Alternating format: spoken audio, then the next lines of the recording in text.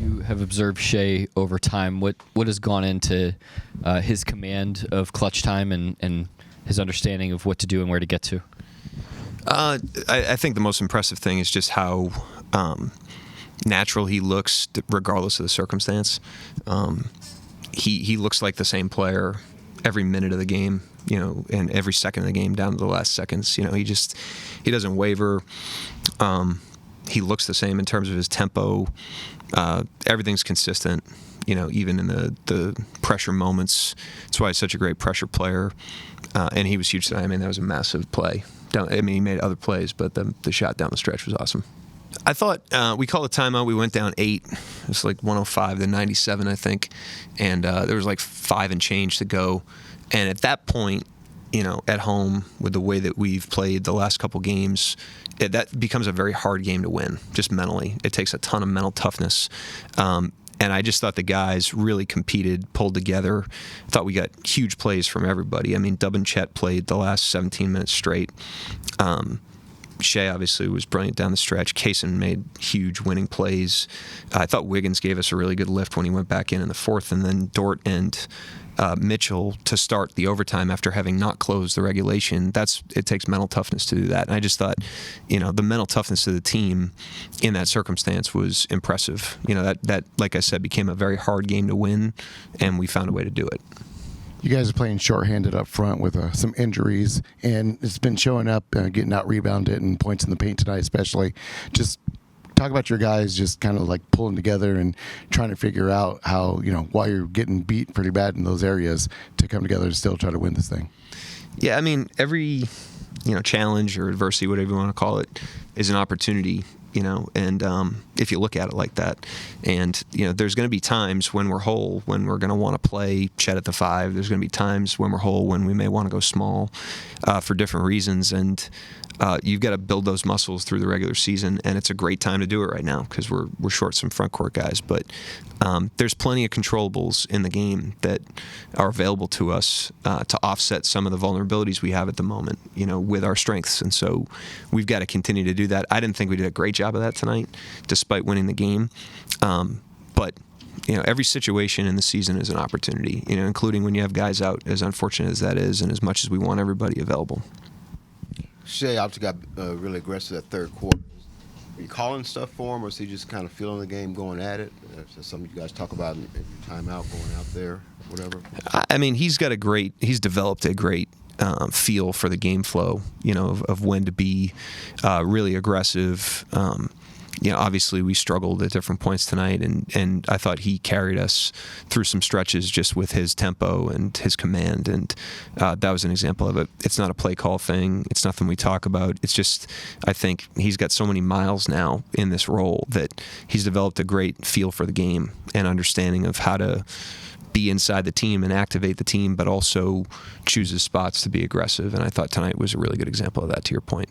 And obviously, the first quarter first half, you built a 20-point lead. They kind of chip away at that comeback. What was working for you, and what didn't work for you for them to get back in?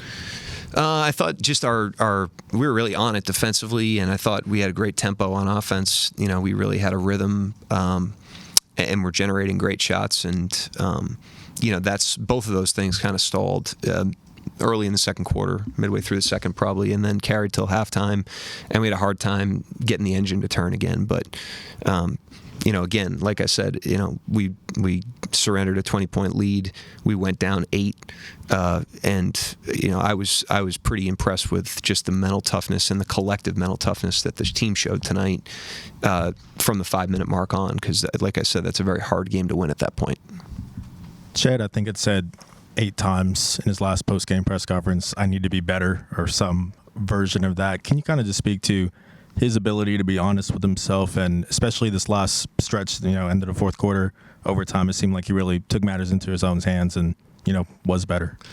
Yeah, it's one of the things I love about this team is, I tell you guys all the time when you guys bring it up, there's a lot of available excuses in an NBA season. There's your schedule, there's your opponents, there's shot variance, there's referees, there's injuries, and this is a team that takes responsibility for its performance, and that's important going into the game. It gives you a sense of agency, when you're going in, and it's important when you fall short or you don't perform well. This is not a team that looks externally and complains or points fingers. This is an accountable group of guys. They have individual accountability, they have collective accountability, and it lets you feel, like I said, a sense of control over how you perform. And so I respect that about him, and he obviously did a great job tonight. He was unbelievable. You mentioned AJ and Dort coming in to start overtime. With this many combinations of wing players to put on the floor at any time, what are the benefits and challenges for you getting the right guys on the floor at the right time? Yeah, I think the decision there is just like a lot of trust with a lot of players. There's players I didn't play in the last part of the regulation and overtime that I would have trusted in those situations. You can only put 5 out there.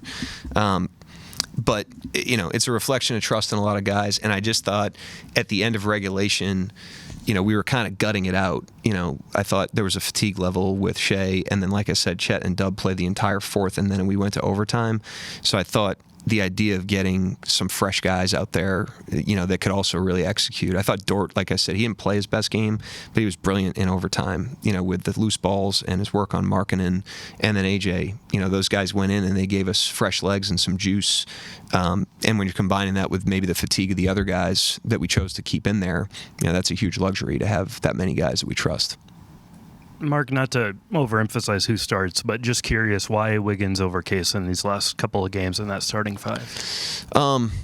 Twofold. The first thing is Caruso's been out, and it just gets another point of attack guy on the bench to cover all 48 minutes. So that's really the main reason. It allows us to get Dort and Kaysen. Like I said, they cover the whole game that way. You could do it, but you'd have to rifle substitutions to do it. And then, Wiggins, the last few games has shown, I think pretty good pop. This is around the time last year where he really got going, and he started to show some flickers of that. And I thought even the way he started the game tonight, he's playing in a good rhythm and confidence. So I thought we were able to kind of, accomplish both of those things with the same move. And fortunately, we have a team that kind of dances with us on that stuff. You don't have to really worry about it. Tell Kaysen Wallace, and he's ready to rock. And then just big picture-wise, I know you guys are missing some bodies, but you all set the bar so high defensively that, when you are going through lulls defensively, it stands out. It's even more glaring because of how elite you guys have been on that end of the floor. How do you sort of get back to that level? Possession by possession, day by day, there's no magic, thing. You just got to be persistent, and you got to just kind of run with the wind in your face and just keep, staying consistent to your stuff. But, it's interesting, being through the playoff runs the last couple of years, just for me personally, I just contextualize these situations so much differently now, because you're going to end up in some stressful situations at the end of the season. You're going to be tested in different ways at the end of the season. You're going to have to, pivot to different things from a lineup standpoint or at the end of the season. And so to have to do that then and to not be conditioned to do it during the season could be a huge disadvantage, So, I don't love the way we played the last couple of games. We'd rather play great. But when you don't, I do think there's some opportunity in there for the team to build a muscle that could be very useful. Because as we all know, if we're fortunate enough to qualify for the playoffs, those you don't just dance through those games. Those are tough games, and your team has to have kind of a collective sense of purpose. And there's a way you develop that in the regular season. How you develop it.